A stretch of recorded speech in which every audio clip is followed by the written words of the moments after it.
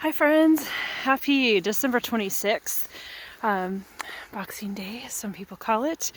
Although my daughter said we don't have any boxes, so we can't celebrate, which I loved, that idea of not being put into a box, especially on a day like today. It's very symbolic, at least here in Ontario, but I also know many other places in the world.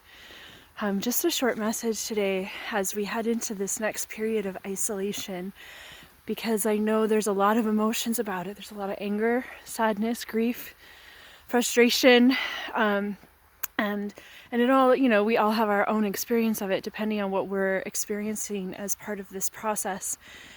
And I just wanted to say that with all of the nefarious things that are happening here, there's also this powerful wave of awakening that's occurring. Every time we are thrust into more darkness, it's like the light becomes brighter, more lights turn on to kind of dissolve the darkness, to allow us to see into those shadows. And this next wave is not, it's not necessarily a wave of sickness, it's a wave of awakening.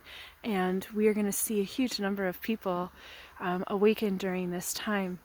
And for those of you who already are, you know what that's like. You know the challenges that are faced with that, and please remember those emotions, what it was like for you, and be patient with people. Allow them to step through that awakening process in their own time, to discover things and information on their own without making them feel silly or dumb or behind schedule, because it doesn't really matter when. It just matters that we all see the truth, that we awaken to that, and we do it in our own terms, and we're doing it on our own free will. That's a key point of this. And for those of you who are, just starting to question things, just be gentle with yourself and continue to do that, and keep an open mind as you do it. As we head into this period of isolation, though, I wanted to just remind everyone to use this time to really dig in to some of those deeper questions, those deeper yearnings within your soul, and to take advantage of this time in whatever way works for you. I know there's also other physical, financial challenges that people are working through, but if you find yourself with some extra time, or you just find yourself questioning things, allow yourself to go into that flow. If you're finding yourself in a state of loneliness or despair or anxiety, please explore those emotions a little bit deeper. See if you can find the root of them, what's really causing them, and find the tools and strategies that help you. This is a great time to get back into some of those things we used to love doing as children, and we convinced ourselves that we didn't have time for.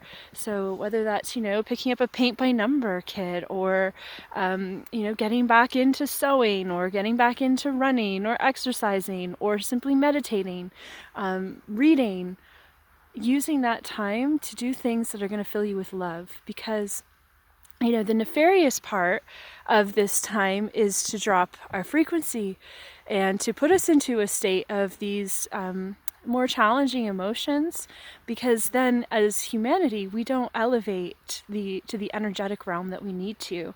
And so it's really, really important for us, especially those of us who would consider ourselves awakened, and those of us who maybe aren't suffering as much of a loss financially or by other means. It's really, really important for us to focus on keeping a high vibration. Being in a state of love or joy or focus can be really, really helpful. So if everything else is moving in your direction, and even if it is not, please find some time to do those things that bring you joy.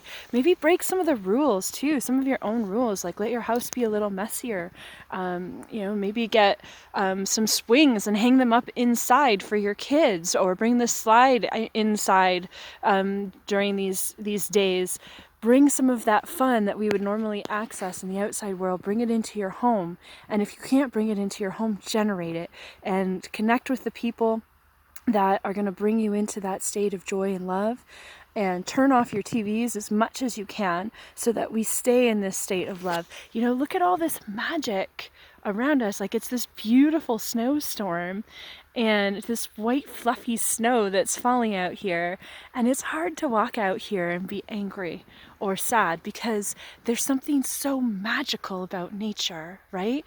And as human beings, it's part of our responsibility to be connected with the earth, to be connected with this phenomenal nature, because our energies are intertwined, and we can help not only to elevate the energy of the earth, but we receive. It's a co-relationship with them that we have a duty to do here on the earth. This is part of our rightful path.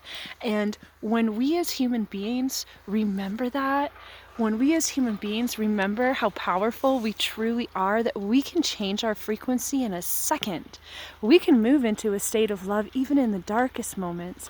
And if we can master that, nothing can hurt us. Nothing could hurt us any longer. So please keep that in mind in the next coming weeks as we move into this, and reach out to your friends who are awakening or who maybe are struggling, because it's a cycle, it's a roller coaster, as we all know. Even those of us who might consider ourselves awakened, it's still a roller coaster of ups and downs. As we feel these emotions, we process them, we release them. We are also processing the emotions that are held in the land and in the earth, and releasing that as well. So this is just as much a great awakening as it is a lockdown. And we can truly harness this energy to make it that. And when you look historically at some of the figures, some of those great freedom fighters in our history, you know, whatever we can trust from our history, but I often think of them, those who were imprisoned, and I think about how they often spoke that being physically imprisoned didn't matter, because freedom was always held in their heart. And this is the time for each one of us to tap into that energy, to find that freedom in our heart and resonate it so strongly, imagining that like we are creating a sun no matter where we are, and that sun is full of the essence of freedom and love. And when we shine it out, guess what? Our neighbors feel that too, and then we encourage them to shine it. And when I look at the energetic forms of what's happening on the planet, what I see is this massive essence of light that dissolves the darkness. It doesn't fight it, it doesn't battle it, it simply dissolves it. And each one of us have the power to do that. So much love to you today, and I hope you get out there and enjoy some of your surroundings.